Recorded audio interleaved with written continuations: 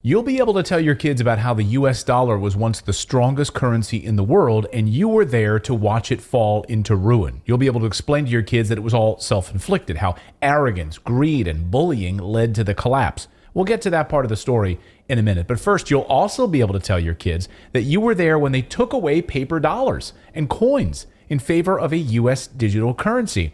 And you'll be correct, because in fewer than 24 hours, the United States dollar changes forever. Tomorrow, the first week of April, the Federal Reserve begins the rollout of their new central bank digital US dollar.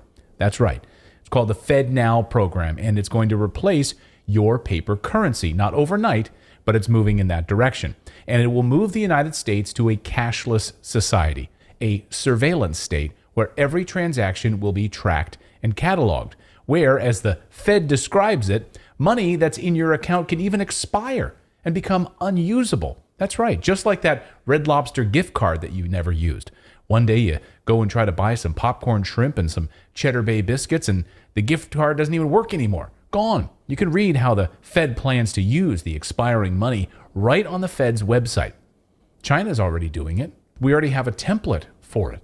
And many U.S. government museums, national parks, historical sites are no longer accepting paper dollars. Many of you have emailed me about this. You've tried to go and actually use dollars at different locations. Sorry, we don't accept cash. Want to go visit the Wright Brothers Museum?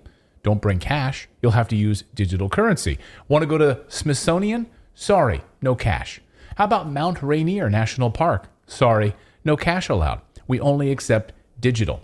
And many American businesses have already gone cashless as well. They'll pretend it's all about convenience, but really, it's all about control. The brilliant Catherine Austin Fitts recently described what going cashless would do to all of us. The reality, as the financial system gets more controlling and more invasive, it's a little bit like bringing up a corral around us.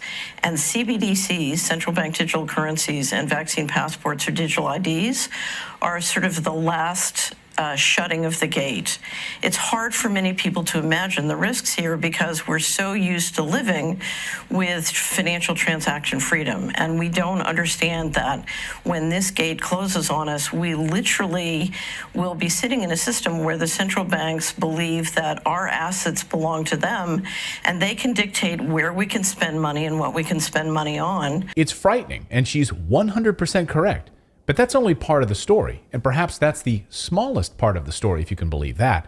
Now to the elephant in the room and the larger reasons we're seeing the decline of the US dollar. But first, I decided to go sophisticated for today's video. I could have kept it super simple, but instead we need to talk about some specific details, and you are a very smart audience that will watch this video until the end. So we're going to go sophisticated today, okay? Let's do it. And for that, let me tell you a story. Let me start here. Back in 2014, the country of Russia annexed the territory of Crimea. We're not going to get into why they did it. You're a smart audience. You probably already know why they did it. But what we're going to do is look at what happened next. Now, the United States and Western allies then slapped massive sanctions on Russia. Then the value of the Russian ruble went down. But then something remarkable started to happen. And this is perhaps the beginning of the end of the US dollar. You can pinpoint the moment. Here's what happened. As the ruble started to decline, Russia was then forced to ramp up production of just about everything that they produce, from oil to lithium to silver to uranium, for nuclear fuel, natural gas. They kicked everything into high gear, became self-sufficient, became the dominant exporter of many of these minerals in every category. Want uranium for your nuclear reactors? You're probably going to be buying it from Russia. In fact, the United States currently buys almost all of its uranium from Russia. Isn't that funny?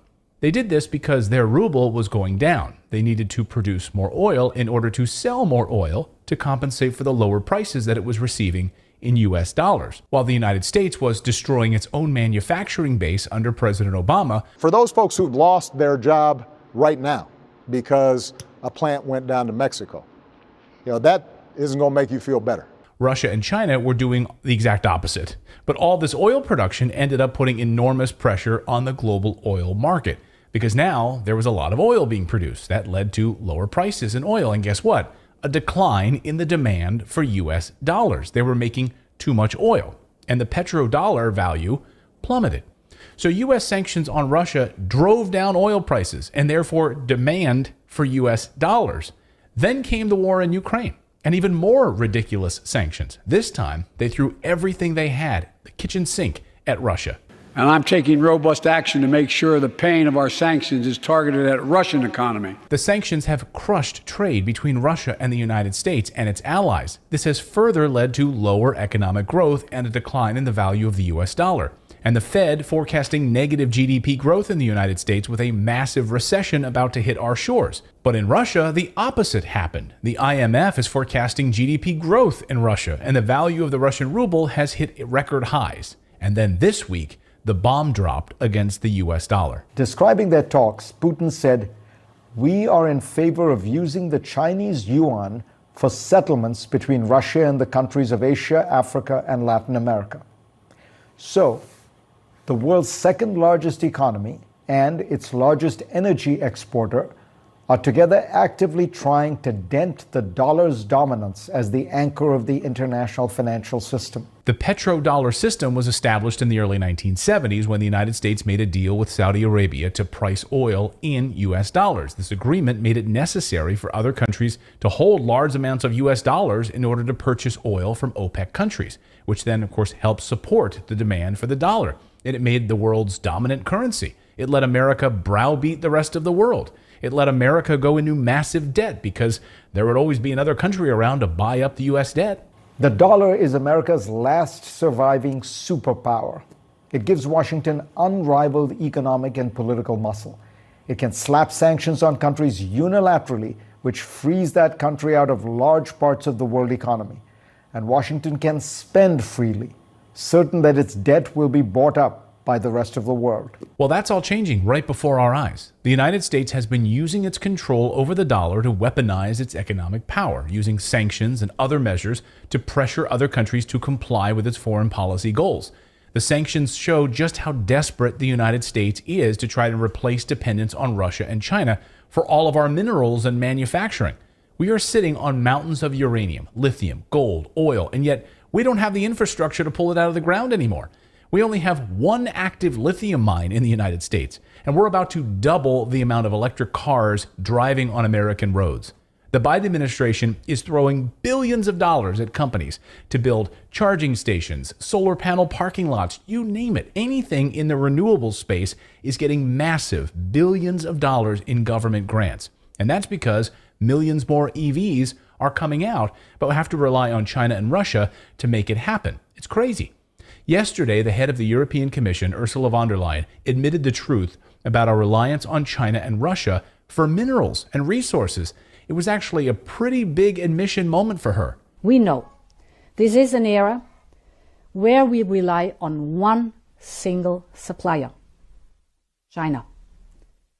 For 98% of our rare earth supply, 93% of our magnesium, 97% of our lithium, just to name a few. And literally on the same day that she made that statement, Ford Motor Company admitted that it's spending billions and teaming up with China to mine minerals for its electric cars. They're going to do this in Indonesia. Yeah, that's right.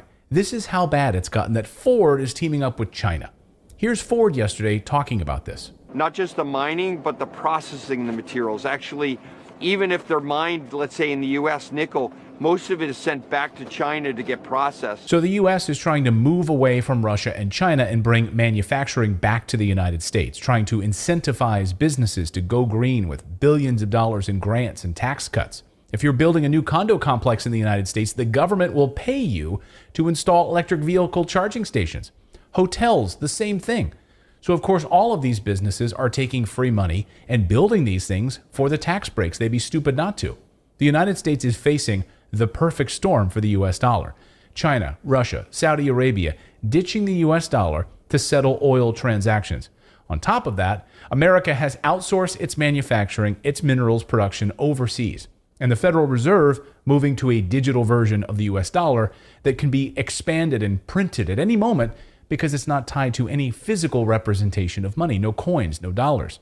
So I'm going to be watching this slow death of the dollar unfold right here on this channel. So that's the news update part of today's video. Now I want to tell you about today's sponsor for today's video, which is tied directly to these government grants for electric vehicles in the United States. This is one of those companies, guys, that in my opinion is about to explode in value. This little company out of Canada is called Hyper.